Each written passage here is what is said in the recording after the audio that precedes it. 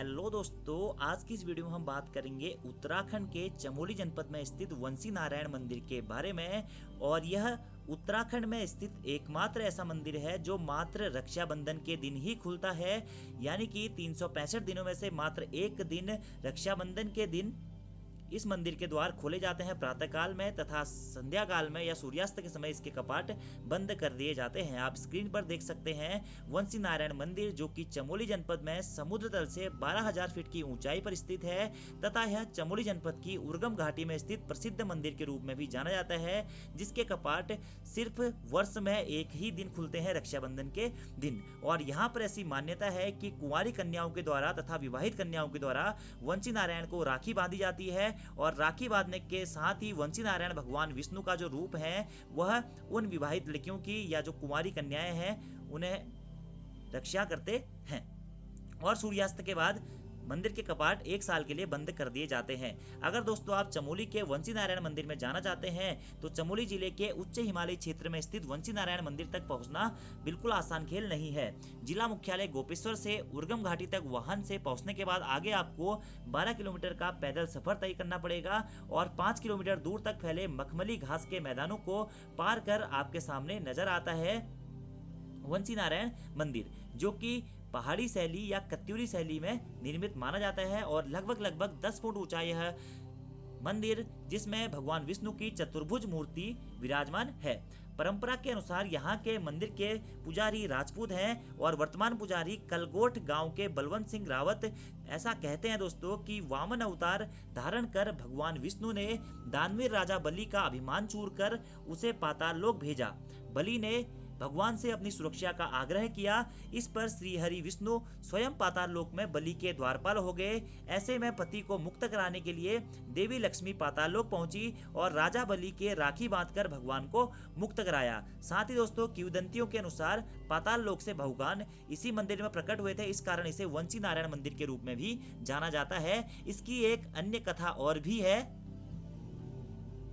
मान्यता है कि इस मंदिर में देव ऋषि नारद 364 दिन भगवान नारायण की पूजा अर्चना करते हैं, और यहाँ पर मनुष्यों को पूजा करने का अधिकार सिर्फ एक ही दिन के लिए है। तो दोस्तों ये है 2020।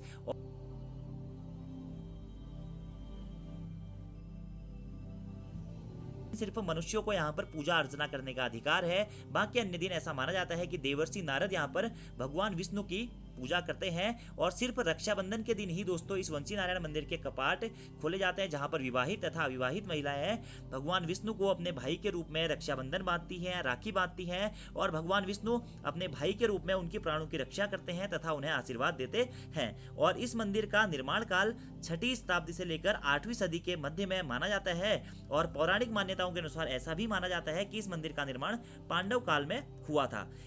इस मंदिर को कत्यूरी शैली में बनाया गया है, और 10 फीट ऊंचे मंदिर में का जो गर्भ है वह भी वर्गाकार है, तथा यहाँ पर भगवान विष्णु के चतुर्भुज रूप की पूजा की जाती है। साथ ही साथ इस मंदिर की खास बात यह भी है कि इस मंदिर की प्रतिमा में भगवान नारायण और भगवान शिव दोनों के दर्शन ही होते हैं। इस कारण भी यह प्रसिद्ध मंदिर काफी प्रसिद्ध माना जाता है। मनुष्यों को दोस्तों इस मंदिर में सिर्फ एक ही दिन पूजा करने का अधिकार है, जिसके पीछे एक महत्वपूर्ण कथा यह मानी जाती है कि एक बार राजा बलि ने भगवान विष्णु से आग्रह किया कि वह उनके द्वारपाल बने। भगवान विष्णु ने राजा बलि के इस आग्रह को स्वीकार कर लिया तथा वह राजा बलि के साथ पाताल लोक चले गए। भगवान विष्णु के कई दिनों तक दर्शन न होने के कारण माता लक्ष्मी परेशान हो गई, और वह नारद मुनि के पास गई। नारद मुनि के पास पहुंचकर उन्होंने माता लक्ष्मी से पूछा कि भगवान विष्णु कहाँ पर हैं, जिसके बाद नारद मुनि ने माता लक्ष्मी को बताया कि पाताल लोक में हैं और द्वारपाल बने हुए हैं। नारद मुनि ने माता लक्ष्मी को भगवान विष्णु को वापस लाने का उपाय भी बताया। उन्होंने कहा कि श्रावण मास की पूर्णिमा को पाताल लोक में जाएं और राजा बलि की कलाई पर रक्षा सूत्र बांध दें। रक्षा सूत्र बांधने के बाद राजा बलि से वापस उन्हें मांग ले। इस पर माता लक्ष्मी ने कहा कि मुझे पाताल लोक जाने का रास्ता पता नहीं है, क्या आप मेरे साथ पाताल लोक चलेंगे? इस पर उन्होंने माता लक्ष्मी के आग्रह को स्वीकार कर लिया और उनके साथ पाताल लोक चले गए। जिसके बाद नारद मुनि की अनुपस्थिति में कलगोट गांव के जार पुजारी ने वंशी नारायण मंदिर की पूजा की।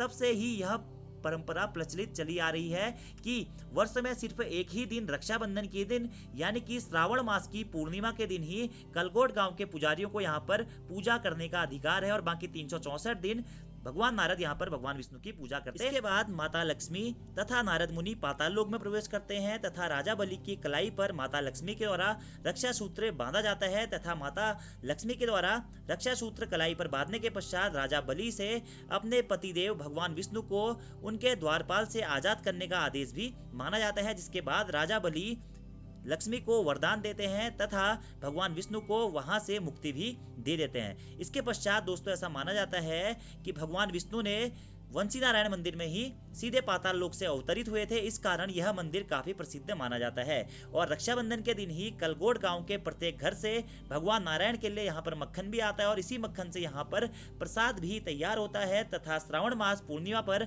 भगवान नारायण का श्रृंगार भी होता है। इसी कारण दोस्तों इस मंदिर के बारे में कहा जाता है कि इस मंदिर के द्वार सिर्फ और सिर्फ रक्षाबंधन के दिन ही खोलते हैं, श्रावण मास की पूर्णिमा के दिन। आज की इस वीडियो में दोस्तों हमने बात करी चमोली जनपद के उर्गम घाटी में स्थित वंशी नारायण मंदिर के बारे में, जिसके कपाट सिर्फ रक्षाबंधन के दिन यानी कि प्रत्येक वर्ष श्रावण मास की पूर्णिमा को ही खुलते हैं, क्योंकि पूर्णिमा के दिन ही ऐसा माना जाता है कि भगवान विष्णु पाताल लोक से यहाँ पर अवतरित हुए थे तथा माता लक्ष्मी ने राजा बलि के हाथों पे रक्षा सूत्र बांधा था। और यह वीडियो अगर आपको पसंद आती है तो चैनल को आप सब्सक्राइब